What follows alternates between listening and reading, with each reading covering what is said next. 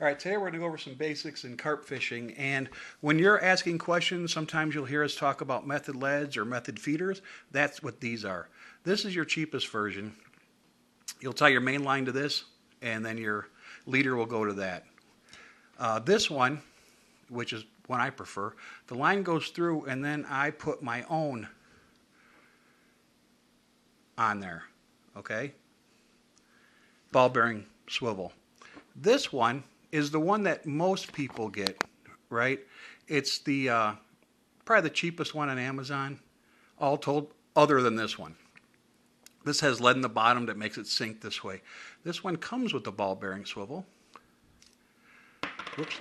That you'll take your main line through the whole thing. Let me put this back together. Or did I just put it backwards? Yeah.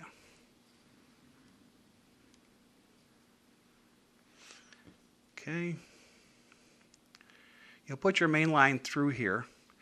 Then you'll tie it to this ball bearing swivel, which goes into here. Now some people replace this ball bearing swivel with a snap swivel or something, and I'll explain that in a minute. Now, you can also do the same thing with this, right? Put a bead in between the two. Your main line here, I would use a bobber stop or something here to keep it tight here, and then you would just mold your pack bait around that, okay? You'll just mold it around, and then you can use that. Then what happens is this goes to a hair rig, and you can buy them pre-bought, but I tie my own. And when I tie my own, this is what mine look like. I put a ball bearing snap swivel on. That allows me to then attach it to this, okay? And that's why, see, I can attach it to this. Otherwise, you're making different, you're going to have to do something with it. Because when you buy hair rigs, it comes with a ball bearing swivel. And then a lot of times what people will do is method feeders like this, they'll take this out, and they'll just push in or use the ball bearing swivel that comes with the hair rigs that you buy. But since I don't do that, since I tie my own, I put snap swivels on, which then allows me to just hook them on and hook them off. And this is always lighter than your main line. Well, my hair rigs are made with 20-pound test, right? My main line's 40 pounds. So that means this is always going to break. And usually I'm only losing the hook. My snap swivel comes in, right? Because this is 20 pounds. And this gives beforehand. Now, hooks. Get yourself some carp hooks. If you don't get carp hooks, you can try to find some octopus hooks. But the main thing is that they're thick enough to withstand bending, because carp will bend. Now this is a number 4. This is my preferred size. Number 6 is also a good size. A little bit smaller, but just as good. And what these are designed to do is as they drag across, they hook, right? So when you see this, you put your corner boilies on here, right? And then I'll show you that later, but let's get right to the meat of this. And I'm going to show you how I tie my hair rigs. Now what I have,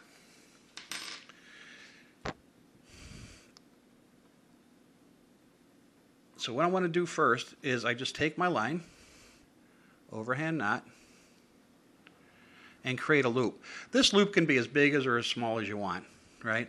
I like to make it big enough to put like 3 pieces of corn on or something. Okay? Then what you're doing,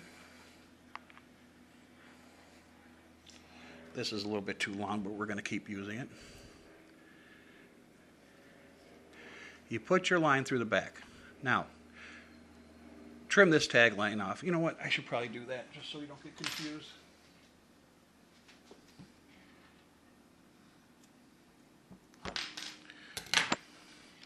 Okay. Oops.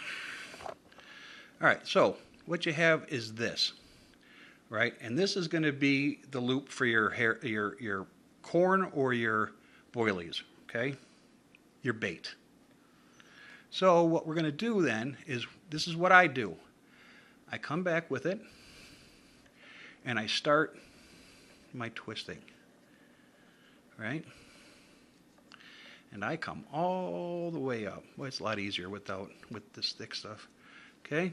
So what you have is this. Okay? Then at the end, I come right back through. This is why I had to get a huge hook.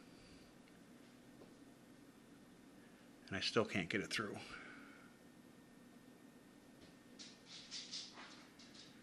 Okay? Then you take it like this. Bring it through. Okay, so you got this now. Okay, I kind of push things down and push things around. Now you have this. Now what I do is I take some super glue and I run a little bit here. That keeps this all the same. Okay, now you get your tool, and I happen to have some corn here, and we'll take some corn. I'm not going to be able to do it here. I'll do it on my little hook. You put your corn or your boilies or whatever you're using for bait on this, right? Then what you'll do, my old eyes aren't doing this very well, is hook it there. You can flip that up. Now you're pushing your stuff on there. Okay? You let it go, right? Now they sell little pieces of plastic. Let me dig some out here.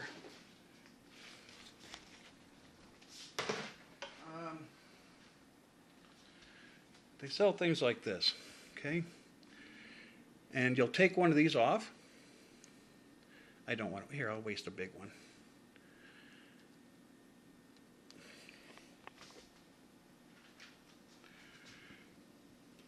And then you slip it in.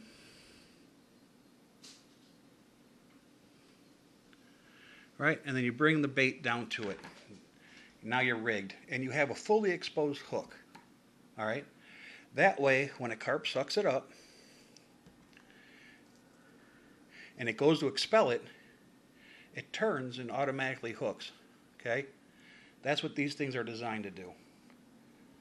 Okay? Now, you can get away with just putting some corn on a hook. I know a guy that does exactly that and catches pigs.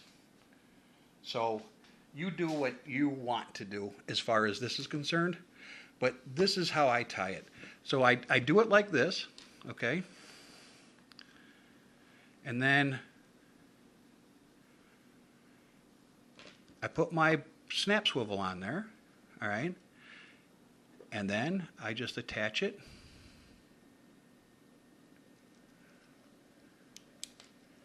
to this, which is already popping out again. Now this won't happen when you're all rigged up.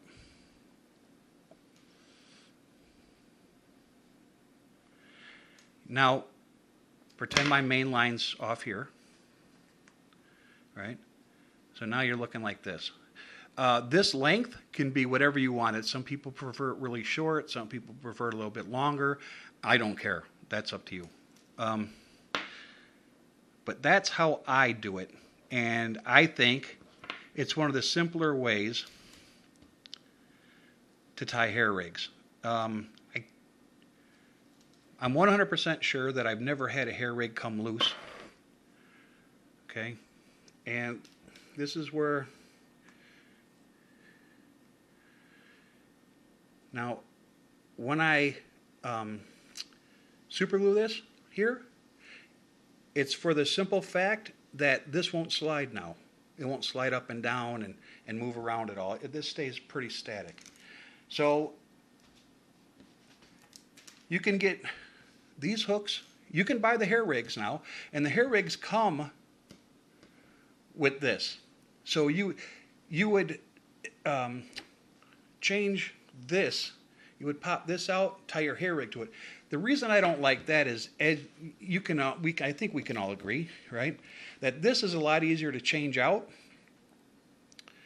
When this is the only thing that comes back in on a snag, then this, if the hair rig breaks, you have to, instead of just popping a new one on with, with the snap swivel, now you're retying everything. And I personally like the way I'm doing it. So I think that should get you tying your first hair rigs. And you can just sit down and make a bunch of those and then just enjoy carp fishing.